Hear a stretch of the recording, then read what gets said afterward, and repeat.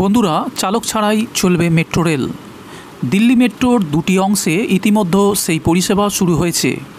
এবার সেই তালিকায় নাম লেখাতে চলেছে চেন্নাই মেট্রো। 2026 সালের মধ্যে সেখানে চালকবিহীন ট্রেনের পরিষেবা শুরু হবে। সবথেকে তাৎপর্যপূর্ণ বিষয় হলো এই অত্যাধুনিক প্রযুক্তির জন্য প্রস্তুত রয়েছে কলকাতাও। তবে দক্ষিণেশ্বর থেকে কবি সুভাষ রুট নয়, ইস্ট ওয়েস্ট মেট্রোর ক্ষেত্রেই এটি প্রযোজ্য। এখনই অবশ্য তাদের চালকবিহীন মেট্রো চালানোর পরিকল্পনা নেই, কিন্তু ভবিষ্যতের কথা ভেবে ইতিমধ্যেই ইস্ট ওয়েস্ট মেট্রোয় এই বিশেষ প্রযুক্তি ব্যবহারের বন্দোবস্ত করা হয়েছে।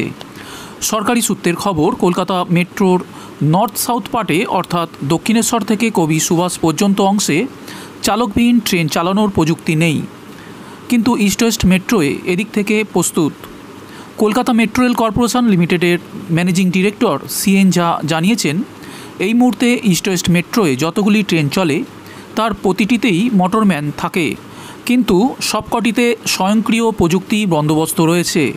অটোমেটিক সিস্টেমেতে গতিবৃদ্ধি কিংবা হ্রাসের মতো কাজে সেই প্রযুক্তি ব্যবহার করা হয়।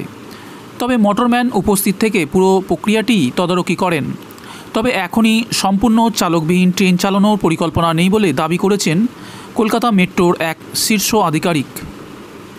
বর্তমানে একমাত্র কলকাতা মেট্রোই রেল মন্ত্রকের আওতাধীন। দিল্লি মেট্রো নগর উন্নয়ন মন্ত্রকের আওতাধীন। চেন্নাই মেট্রো কেন্দ্রীয় সরকার এবং তামিলনাড়ু সরকারের একটি যৌথ উদ্যোগ। 2020 সালের ডিসেম্বর মাসে দিল্লি মেট্রোর একটি অংশে চালকবিহীন ট্রেন পরিষেবার উদ্বোধন করেছিলেন স্বয়ং প্রধানমন্ত্রী নরেন্দ্র মোদী।